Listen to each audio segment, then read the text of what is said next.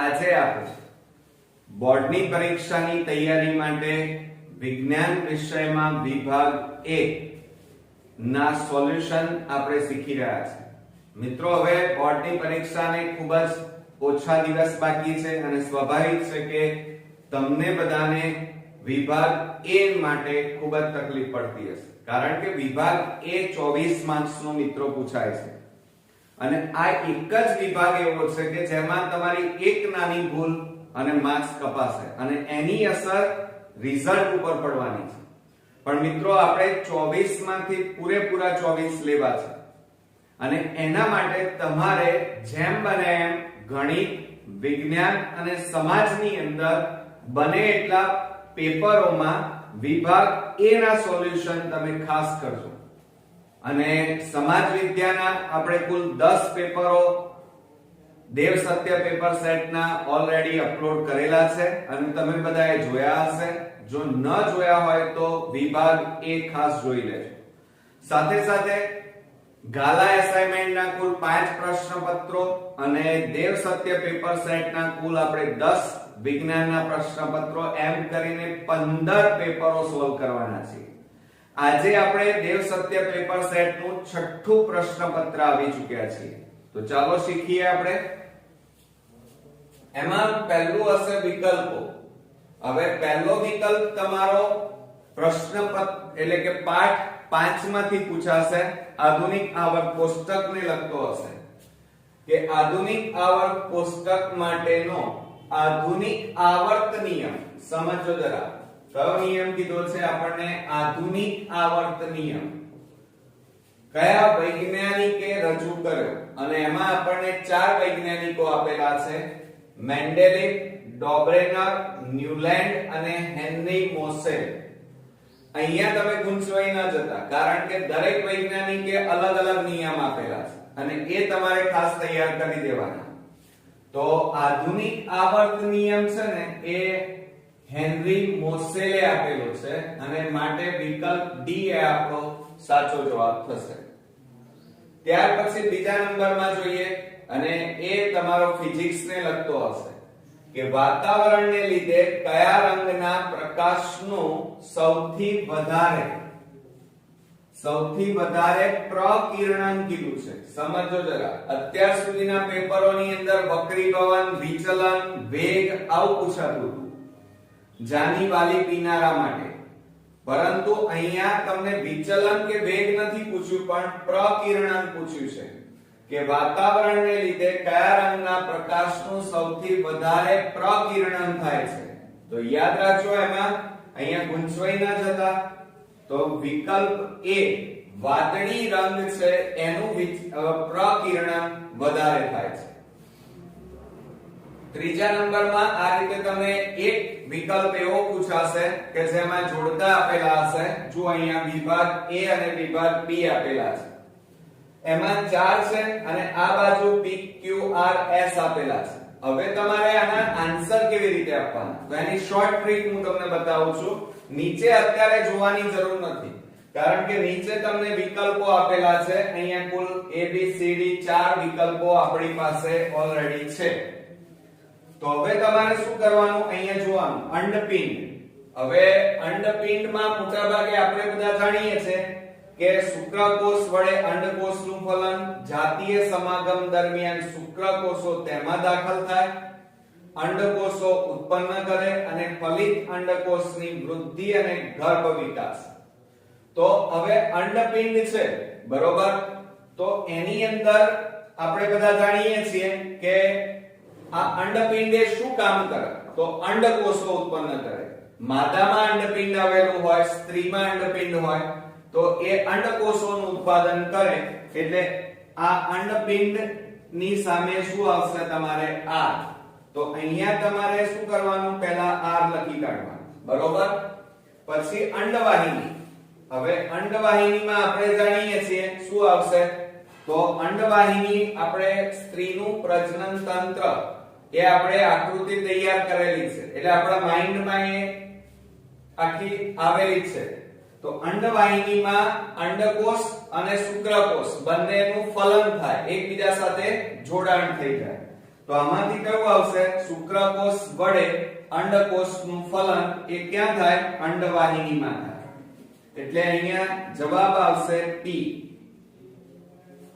ત્યાર પછી ગર્ભાશય. ગર્ભાશય તો ત્યાં શું થશે? જુઓ, જાતીય સમાગમ દરમિયાન શુક્રકોષો તેમાં દાખલ થાય છે? ના, એ ના આવે. તો બાકી શું રહ્યું? ફલિત અંડકોષની વૃદ્ધિ અને ગર્ભ વિકાસ ક્યાં થાય? ગર્ભાશયમાં. તો ગર્ભાશયની સામે આવશે આપણે S, એટલે અહીંયા લખીએ S. તો હવે બાકી યોનિમાર્ગ. યોનિમાર્ગમાં અહીંયા શું આવશે? Q. જાતીય સમાગમ દરમિયાન શુક્રકોષો તેમાં દાખલ થાય છે, એટલે અહીંયા છેલ્લામાં આવશે Q. તો ચલો આ ક્રમ કઈ જગ્યાએ છે? A, B, C અને D માં. તો જુઓ, પહેલામાં R, તો અહીંયા છે ના, એટલે આ કેન્સલ બંને. બીજામાં R છે, આ બેમાંથી એક હશે. પછી બીજામાં શું છે? P, તો આ S છે અહીંયા, એટલે આ પણ કેન્સલ. તો બાકી શું રહ્યો? વિકલ્પ D એ આપણો સાચો જવાબ છે. જોવાનું અહીંયા R P S Q. તો જુઓ અહીંયા બરોબર R P S Q. વિકલ્પ D આ રીતે તમારે નક્કી થયો. એટલે પરીક્ષામાં આવું એક પૂછાશે, પણ ભૂલશોય ના જતા અને ગભરાવાની જરૂર નથી. આ રીતે મેં જે રીતે જોડકા જોડાય એ રીતે જોડી આ રીતે ક્રમ બનાવવાનો, અને એ ક્રમ આ ચાર વિકલ્પોમાંથી કઈ જગ્યાએ છે શોધી કાઢો, એ તમારો જવાબ. ઓકે. હવે ચોથા નંબરમાં એક આવો પ્રશ્ન પણ પૂછી શકાશે. ગભરાવાની સહેજ પણ જરૂર નથી, તમને આવડે છે. જુઓ, પુરુષમાં Y રંગસૂત્ર માટે શું સાચું છે? પુરુષમાં તમે જાણો છો કે લિંગી રંગસૂત્ર હોય એની એક જોડમાં એક રંગસૂત્ર કેવું હોય? X, અને બીજું કેવું હોય? Y. તો X રંગસૂત્ર આ રીતે મોટું હોય છે, બરોબર, અને બીજું જે રંગસૂત્ર છે Y રંગસૂત્ર એ કેવું? બીજું રંગસૂત્ર કેવું હોય છે? નાનું. ચલો હવે આમાંથી સાચું શું છે? તો X રંગસૂત્ર જેટલું જ કદ ધરાવે છે. એટલે કે એનો કહેવાનો મતલબ શું છે? X રંગસૂત્ર અને આ Y રંગસૂત્ર બંને સમાન છે. આ બંને સમાન છે? ના, એટલે પહેલો વિકલ્પ તો નહીં જ આવે. બીજામાં શું પૂછ્યું છે? X રંગસૂત્ર કરતા કદમાં મોટું હોય છે. આ X રંગસૂત્ર કરતા Y મોટું છે? ના, નાનું છે. એટલે વિકલ્પ D પણ નહીં આવે. X રંગસૂત્ર કરતા કદમાં નાનું હોય છે. તો જુઓ અહીંયા X રંગસૂત્ર કરતા Y કદમાં નાનું છે, તો આ વિકલ્પ C એ આપણો સાચો જવાબ આવશે. બરોબર, એટલે X મોટું અને Y રંગસૂત્ર નાનું છે. X રંગસૂત્ર કરતા બમણા કદનું હોય છે. આ બમણા કદનું છે? ના. બરોબર, એટલે વિકલ્પ C એ સાચો જવાબ છે. હવે પાંચમામાં જોઈએ કે નિવસન તંત્ર એ કઈ આંતરક્રિયા તંત્રનું બનેલું છે? આંતરક્રિયા કીધી છે અને તંત્ર કીધું છે. તો નિવસન એટલે રહેઠાણ. રહેઠાણનું તંત્ર બે વસ્તુથી બનેલું હોય. એક સજીવોથી બનેલું હોય મિત્રો, અને બીજી એમની ક્રિયાઓથી બનેલું હોય. તો આમાં સજીવો ક્યાં છે શોધી કાઢો. તો વિકલ્પ A માં સજીવો અને તેમની ભૌતિક પર્યાવરણ, એટલે કે એમણે બનાવેલું પર્યાવરણ. બરોબર, આ બે વસ્તુથી રહેઠાણ બનેલું છે. બરોબર, જેને નિવસન તંત્ર કહેવાય. એટલે વિકલ્પ A સજીવો અને તેમનું ભૌતિક પર્યાવરણથી નિવસન તંત્ર બનેલું છે. નિવસન એટલે રહેવું, રહેઠાણ. બીજા અહીં છઠ્ઠા નંબરમાં જોઈએ નૈસર્ગિક સ્ત્રોતો. નૈસર્ગિક એટલે કુદરતી કહેવાય, કુદરતમાંથી મળતા સ્ત્રોતો. નૈસર્ગિક સ્ત્રોતની સૌથી યોગ્ય સમજૂતી નીચેના પૈકી કયા વિકલ્પ સૂચવે છે? તો જો અહીંયા ચાર વિકલ્પ આપ્યા છે. માનવ દ્વારા, જો નૈસર્ગિક સ્ત્રોતો, આની યોગ્ય સમજૂતી આ ચાર વિકલ્પમાંથી એકમાં છે. જુઓ, પહેલું શું કહે છે? માનવ દ્વારા સર્જિત કરાતા અને માનવ દ્વારા ઉપયોગમાં લેવાતા સ્ત્રોત. જુઓ, માનવ દ્વારા સર્જિત, તો કુદરતી સ્ત્રોતો માનવ દ્વારા સર્જિત નથી, એટલે વિકલ્પ એ નહીં આવે. પછી શું કહે છે? માનવ દ્વારા સર્જિત કરાતા. તો નૈસર્ગિક સ્ત્રોતો એ કુદરત દ્વારા છે, માનવ સર્જિત નથી, એટલે વિકલ્પ બી પણ નહીં આવે. ફક્ત જંગલમાંથી મળતી નીપજો. એવું નથી કે એકલા જંગલમાંથી મળતી નીપજો, એવું ના હોય. પૃથ્વી ઉપર ગમે ત્યાં આપણે નદી, તળાવ, કુવા, વાવ, જમીન, વનસ્પતિ, જંગલો, વેલા, વાડ, બરોબર? તો આ બધું નૈસર્ગિક સ્ત્રોત કહેવાય. એકલા જંગલોમાં ના હોય, એ બધી જગ્યાએ જોવા મળે. એટલે અહીંયા તો ફક્ત જંગલ કહે છે, એટલે એ પણ નહીં આવે. તો બાકી શું રહ્યું? કુદરતી. વિકલ્પ ડી, કુદરતી રીતે બનતા, એટલે કે કુદરત દ્વારા બનતા. માનવની ખલેલ એમાં ના ચાલે, માનવ સર્જિત નથી. કુદરતી રીતે બનતા અને બધા સજીવો, એ ચાહે મનુષ્ય હોય, પશુ પક્ષી હોય, પ્રાણીઓ હોય, ચાહે કોઈ પણ હોય, સૂક્ષ્મ જીવો હોય, તો બધા સજીવો માટે ઉપયોગી સ્ત્રોત છે એવા નૈસર્ગિક સ્ત્રોતો જ કહી શકાય. બરોબર? એટલે વિકલ્પ ડી એ આપણા સાચો જવાબ છે. તો હવે ફ્રેન્ડ્સ આપણે ખાલી જગ્યા જોઈએ. 7મા નંબરમાં જુઓ, દ્રવ્યનું સર્જન કે વિનાશ થઈ શકતો નથી. આ નિયમ ખાલી જગ્યા તરીકે ઓળખાય છે. ફરીથી ધ્યાન રાખજો કે દ્રવ્ય એટલે જથ્થો. દ્રવ્યનું સર્જન કે વિનાશ થઈ શકતો નથી. આ નિયમને યાદ રાખજો, દળ સંચયનો નિયમ તરીકે ઓળખવામાં આવે છે. કયા નિયમ તરીકે આપણે ઓળખીએ છીએ? દળ સંચયનો નિયમ. બરોબર? ત્યાર પછી 8મા નંબરમાં કાર્બન સંયોજનોની, ધ્યાન રાખજો, કાર્બન સંયોજનોની સંખ્યા આશરે ખાલી જગ્યા અંદાજવામાં આવી છે. કેટલી છે કાર્બન સંયોજનોની સંખ્યા? આશરે, આ યાદ રાખજો કારણ કે તમે ભણ્યા નહીં હોય. 3 મિલિયન સંખ્યા, 3 મિલિયન આશરે અંદાજવામાં આવી છે. એટલે ફરીથી કહું છું, કાર્બન સંયોજનોની સંખ્યા આશરે 3 મિલિયન અંદાજવામાં, એટલે કે ધારવામાં આવી છે. આગળ, મનુષ્યના પ્રજનન કોષોમાં ખાલી જગ્યા રંગસૂત્રો હોય છે. રંગસૂત્રો પૂછ્યા છે.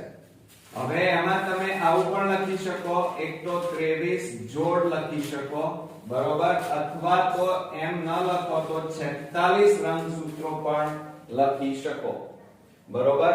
પરંતુ આમાં પાછું ઘણા મતભેદ પણ છે આ પ્રશ્નમાં, કે પ્રજનન કોષો હોય, બરોબર, દૈહિક કોષો હોય તો એમાં 23 જોડ હોય, પણ અહીંયા આપણને શું પૂછ્યું છે? પ્રજનન કોષ પૂછ્યા છે. પ્રજનન કોષની અંદર ખરેખર જવાબ કેટલો આવશે તમારો? 23 રંગસૂત્રો આવશે, અડધા અડધા. એટલે કે પ્રજનન કોષોમાં નરમાં પ્રજનન જે કોષ હોય, શુક્રકોષ, એમાં 23 રંગસૂત્રો હોય, અને માદાના અંડકોષમાં એક રંગસૂત્રમાં 23 પ્રજનન કોષો, એટલે કે 23 રંગસૂત્રો હોઈ શકે. એટલે 23 વત્તા 23 એટલે કુલ કેટલા થાય? 46. એટલે જોજો અહીંયા આપણને શબ્દ શું વપરાયો છે? પ્રજનન કોષોમાં, જનન કોષોમાં. હવે જનન કોષો, એક પ્રજનન કોષોમાં 23 રંગસૂત્રો, એટલે કે 46 રંગસૂત્રો હોય, એમાંથી અડધા રંગસૂત્રો પ્રજનન કોષોમાં હોય છે, એટલે કે 23 રંગસૂત્રો હોય છે. 10મા નંબરમાં જોઈએ, પ્રાણીઓમાં વાસ્તવિક વિચારવાની ક્રિયા જે છે એ મગજ દ્વારા થાય, પણ એની ગેરહાજરીમાં ખાલી જગ્યા કાર્યદક્ષ પ્રણાલીના રૂપમાં વિકાસ પામી છે. સમજો આ પ્રશ્નને બહુ. પ્રાણીઓમાં આમ તો જનરલી કેવું હોય મિત્રો, કે બધી ક્રિયાઓ, આપણે જે વિચારવાની ક્રિયાઓથી માંડી આપણે આખા દિવસ દરમિયાન જે કંઈ પણ ક્રિયાઓ કરીએ એ મગજ દ્વારા નિયંત્રિત હોય, અને મગજને એની જાણ પણ હોય. પરંતુ કેટલાક સંજોગોમાં કેટલીક ક્રિયાઓ એવી હોય છે કે એ ત્વરિત કરવાની હોય છે. તો એવા સમયે મગજની ગેરહાજરીમાં અન્ય એક તંત્ર આપણા શરીરમાં એક ક્રિયા એવી છે કે જે મોટા ભાગે મગજને દ્વારા નિયંત્રિત હોતી નથી, મગજને એની જાણ હોતી નથી.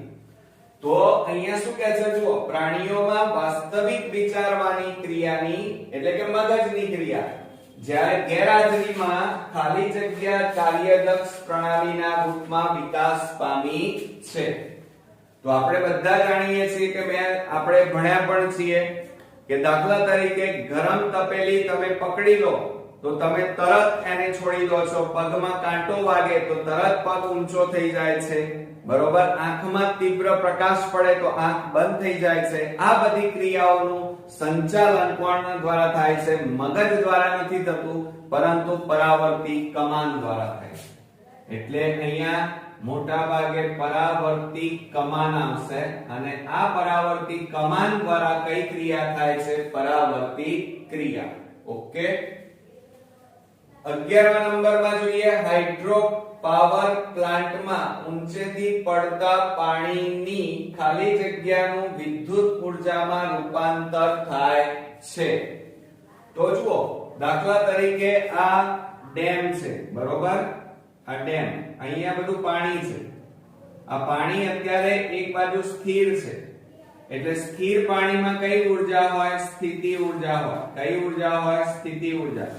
અને અહીંથી પાણીને જ્યારે ખોલવામાં આવે, આ દરવાજો ખોલીએ એટલે પાણી ગતિમાં આવી જાય, બરોબર, અને ઉપરથી નીચે પડે. નીચે પડે એટલે અહીંયા શું ગોઠવેલું હોય? નીચે ટર્બાઇન ગોઠવેલા હોય. શું ગોઠવેલું હોય? ટર્બાઇન. અને એ ટર્બાઇન ફરે એટલે વિદ્યુત જનરેટરની મદદથી વિદ્યુત ઉર્જામાં રૂપાંતર થાય. તો જુઓ, આ સ્થિતિ ઉર્જા, પછી ત્યાંથી ઉપરથી નીચે પડે પાણી એટલે ગતિમાં આવ્યું એટલે ગતિ ઉર્જા. ગતિ ઉર્જાના કારણે આ ટર્બાઇન ગોળ ગોળ ફરવા માંડ્યું એટલે યાંત્રિક ઉર્જા. અને યાંત્રિક ઉર્જાનું જનરેટરની મદદથી વીજળીમાં પેદા થાય એટલે કે વિદ્યુત ઉર્જામાં એનું રૂપાંતર થાય. તો હાઇડ્રોપાવર પ્લાન્ટમાં ઊંચેથી પડતા પાણીની ખાલી જગ્યાનું વિદ્યુત ઉર્જામાં રૂપાંતર થાય. તો ઊંચે શરૂઆતમાં કઈ ઉર્જા હતી? સ્થિતિ ઉર્જા. અને એનું રૂપાંતર શેમાં થયું? વિદ્યુત ઉર્જામાં. તો અહીંયા જવાબ શું આવશે આપણો? સ્થિતિ ઉર્જા. કઈ ઉર્જા આવશે મિત્રો? સ્થિતિ ઉર્જા. ઓકે, ત્યાર પછી 12માં જોઈએ કે જૈવ ઘટકો અને અજૈવ ઘટકો. જૈવ એટલે સજીવો અને અજૈવ ઘટકો એટલે નિર્જીવ પદાર્થો. તો સજીવ ઘટકો અને નિર્જીવ ઘટકોની પરસ્પર આંતરક્રિયા એટલે કે બંને વચ્ચે જે લેવડ દેવડ થાય એનાથી ખાલી જગ્યા રચાય છે. સમજો જરા, જૈવિક ઘટકો અને અજૈવિક ઘટકોની આંતરક્રિયાથી હંમેશા નિવસન તંત્ર રચાય છે, એટલે કે રહેઠાણ માટેની રચનાનું નિર્માણ થાય છે. ત્યાર પછી આપણે વાત કરીએ ખરા ખોટા. સલ્ફરનો અણુ 8 પરમાણુઓથી બનેલો છે. ધ્યાન રાખજો બરાબર. સલ્ફરનો અણુ એટલે આપણે જાણીએ છીએ સલ્ફરની સંજ્ઞા શું થાય? S. અને એનો અણુ 8 પરમાણુઓનો બનેલો છે એટલે એને આપણે શું દર્શાવીએ છીએ? S8. અને આ વાત સાચી છે, તમે આવી આકૃતિ દોરતા હતા યાદ હોય તો, આમ આમ આમ આમ જોજો, બરોબર, આ રીતે. તો હવે આપણે ખરેખર 8 પર આ સલ્ફરના પરમાણુઓ છે કે નહીં હમણાં હાલ ખબર પડશે. જુઓ, 1 2 3 4 5 6 7 અને 8. તો વલય આકારની રચના આવી, આમ જુઓ આ રીતે આવી. તો S8 થાય એટલે કે સલ્ફરનો અણુ 8 પરમાણુઓનો બનેલો છે અને આ વાત સાચી છે માટે આ વિધાન કેવું થાય? સાચું છે. યાદ રાખજો. હવે બીજી વાત કરીએ બહિર્ગોળ લેન્સ. બહિર્ગોળ લેન્સ સામે વસ્તુને 2f1 પર મૂકવામાં આવે. ક્યાં મૂકવામાં આવે છે? 2f1 પર વસ્તુને મૂકવામાં આવે છે. તો પ્રતિબિંબ તે જ સ્થાને 2f પર મળે છે.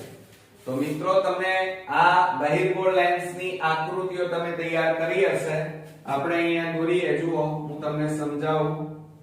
આ બહિર્ગોળ લેન્સ, ઓકે, અહીંયા ઓપ્ટિકલ સેન્ટર આવે વચ્ચે, અહીંયા ઓપ્ટિકલ સેન્ટર, બરોબર. હવે જુઓ એની અંદર આ f1, અહીંયા 2f1, બરોબર. આ બાજુ f1 લઈએ અને અહીંયા 2f1 લઈએ, બરોબર. તો હવે શું થશે, જુઓ અહીંયા વસ્તુ મૂકીએ છે આ રીતે. આ શું છે, વસ્તુ, અને એમાંથી આ રીતે પ્રકાશનું કિરણ જાય, મુખ્ય કેન્દ્રમાંથી આ રીતે પસાર થાય, અહીંયા ઓપ્ટિકલ સેન્ટરમાંથી પસાર થાય, બરોબર. તો અહીંયા જ્યાં ભેગું થાય એ પ્રતિબિંબ આ રીતે મળે. આ શું મળ્યું, પ્રતિબિંબ, બરોબર. આ પ્રતિબિંબ કહેવાય આ રીતે. તો વસ્તુ કઈ જગ્યાએ મૂકી હતી, 2f1 પર, અને પ્રતિબિંબ પણ ક્યાં મળ્યું, 2f1, બહિર્ગોળ લેન્સની પાછળ, સામેની બાજુએ, વિરુદ્ધ બાજુએ 2f1 ઉપર મળે છે, બરોબર. હવે શું કહે છે, જુઓ અહીંયા સમજો જરા. અહીંયા 2f1 પર મળે છે, અહીંયા બરોબર સમજો. બહિર્ગોળ લેન્સ સામે વસ્તુને 2f1 પર મૂકવામાં આવે તો પ્રતિબિંબ તે જ સ્થાને મળે છે. હવે સમજો, આ તો અહીંયા એમ કહે છે કે આ જ જગ્યાએ પ્રતિબિંબ, આ વસ્તુ છે એ જ જગ્યાએ પ્રતિબિંબ મળે છે. તો અહીંયા એવું મળે છે ના, પ્રતિબિંબ તો ક્યાં મળે છે, લેન્સની પાછળ, આ જે વસ્તુ છે એની વિરુદ્ધ બાજુએ મળે છે. જ્યારે અહીં તો એમ કહે છે કે અહીં મળે છે પ્રતિબિંબ. તો આ વિધાન કેવું છે મિત્રો, ખોટું છે. સમજ્યા તમે, બરોબર.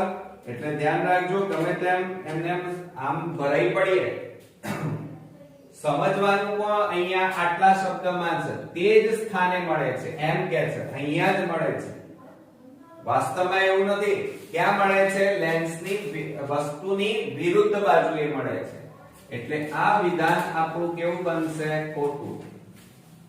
પછી 15મા નંબરમાં જોઈએ, હાઇપોથેલેમસ પિટ્યુટરી ગ્રંથિને અંતઃસ્ત્રાવ મુક્ત કરવા પ્રેરે છે.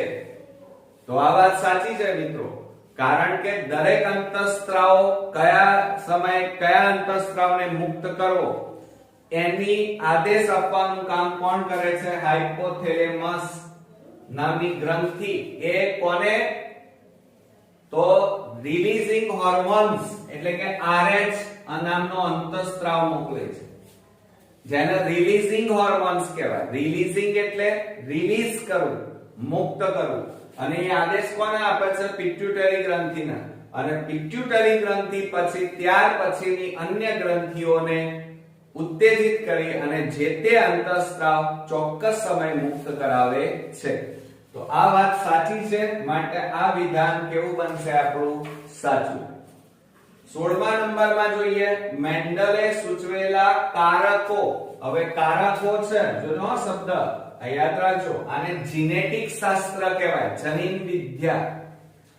કારકોને આધુનિક જનીન વિદ્યામાં, એટલે કે અત્યારે, પહેલાના સમયમાં એને કારકો કહેવાતા, જ્યારે અત્યારે તમે શું એને ઓળખો છો, કયા નામે ઓળખો છો, જનીન તરીકે ઓળખવામાં આવે છે. તો આ વાત તો સાચી છે, કારણ કે પહેલાના સમયમાં રંગસૂત્ર ઉપર કોણ હતું, કારકો. અને એ કારકોને હવે આપણે નામ બદલી અને હવે એને કયા નામે ઓળખીએ છીએ, જનીનો તરીકે ઓળખીએ છીએ.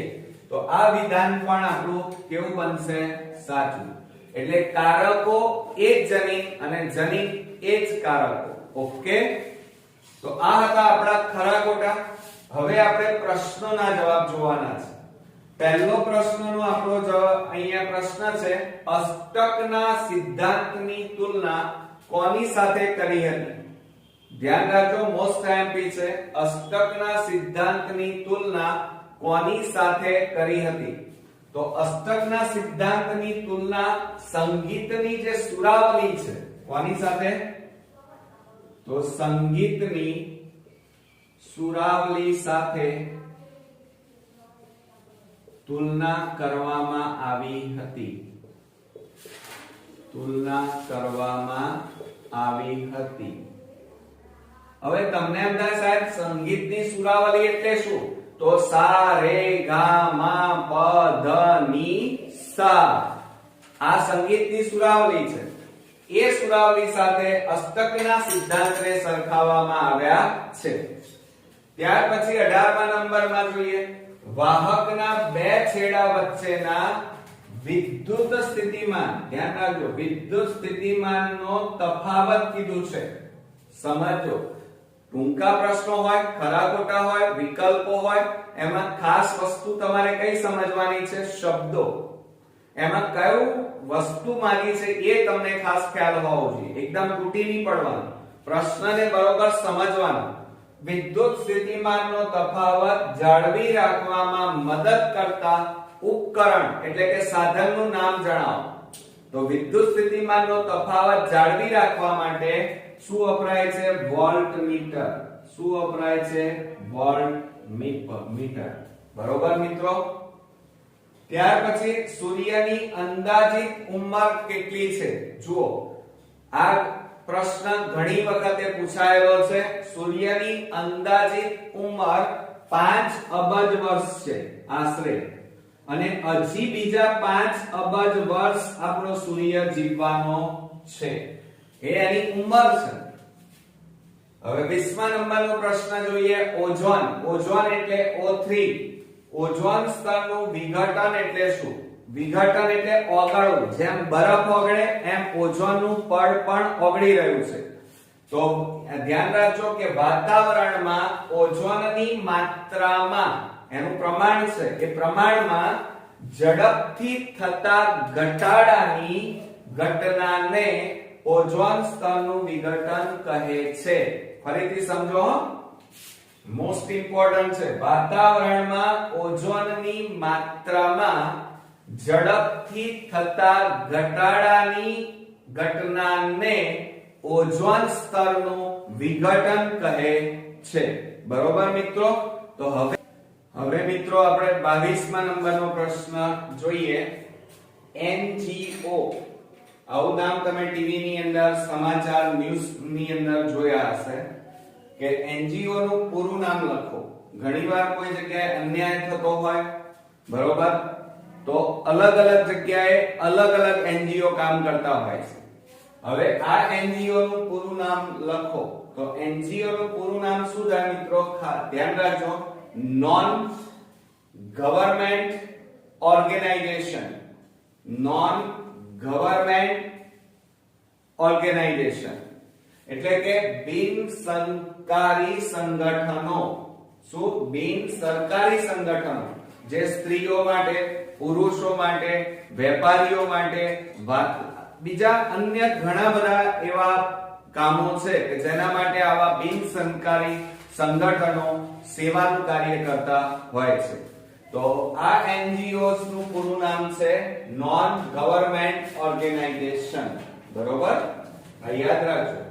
ત્યાર પછી 23મા નંબરનો પ્રશ્ન જે જોઈએ છે એ ઘણીવાર પૂછાયેલો છે કે પાચન દરમિયાન કાર્બોદિત પદાર્થનું, ધ્યાન રાખજો, કાર્બોદિત પદાર્થનું વિભાજન થઈ કયા પદાર્થમાં રૂપાંતર થાય છે? તો આ જે કાર્બોદિત પદાર્થ છે એ કાર્બોદિત પદાર્થનું શેમાં રૂપાંતર થાય છે? તો મેં ગયા એક પેપરમાં આ વસ્તુ પૂછાઈ હતી અને ફરીથી રિપીટ થઈ છે. તો કાર્બોદિત પદાર્થનું વિઘટન થઈ અને શું બને છે મિત્રો? ગ્લુકોઝ, જેને આપણે શું કહીએ છીએ? C6H12O6 કહીએ છીએ. બરોબર? જેને આપણે શર્કરા, ખાંડ, ગોળ પણ કહી શકીએ. ઓકે? હવે આ પ્રશ્નપત્રનો છેલ્લો પ્રશ્ન જોઈએ, જોડકા જોડો. અહીંયા આપણને બે વિભાગ A અને વિભાગ B આપેલા છે. વિભાગ A માં થાઇરોક્સિન અને ઈસ્ટ્રોજન. તો તમને ખબર હોવી જોઈએ કે આ થાઇરોક્સિન અને ઈસ્ટ્રોજન એ એક્ચ્યુઅલી શું છે? અંતઃસ્ત્રાવ છે. અને વિભાગ B માં એમની ક્રિયાઓ આપી છે, કાર્ય આપ્યા છે. તો થાઇરોક્સિન નામનો અંતઃસ્ત્રાવ છે એ કઈ જગ્યાએ ઉત્પન્ન થાય? કઈ ગ્રંથિમાંથી ઉત્પન્ન થાય? તો થાઇરોક્સિન એ ગળાના ભાગમાં આવેલી થાઇરોઇડ ગ્રંથિમાંથી ઉત્પન્ન થાય અને એ આપણા શરીરમાં મોટા ભાગે ધ્યાન રાખજો કે શરીરની વૃદ્ધિ તે ઉપરાંત ચયાપચય, ચય એટલે સર્જનાત્મક અને અપચય એટલે વિનાશાત્મક, બરોબર? એમ ચયાપચયનું નિયમન કરે છે. કોણ કરે છે?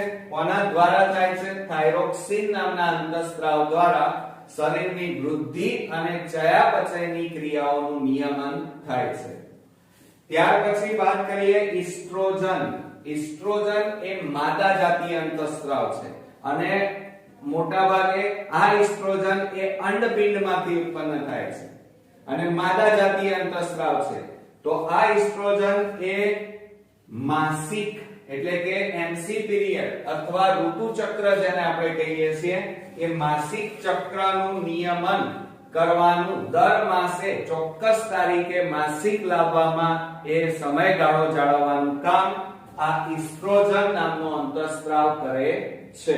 ઓકે, સમજાઈ ગયું મિત્રો? તો આ હતા દેવ સત્ય પેપર સેટ નું પેપર 6 મિત્રો. આ પહેલા આપણે ગાલા એસાઇનમેન્ટ ના 5 અને દેવ સત્ય પેપર સેટ ના 5 પ્રશ્નપત્રો એમ કુલ 10 પ્રશ્નપત્રોના વિભાગ એ જોઈ ચૂક્યા છીએ, બરોબર?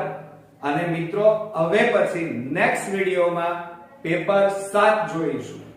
પરંતુ મિત્રો તમારે ક્યાંય જવાનું નથી, આ બધા જ મારા વિડિયો રેગ્યુલર જોવાના છે જેથી કરીને આપણે વિભાગ A માં 24 માંથી 24 માર્ક્સ પૂરેપૂરા મેળવી શકીએ.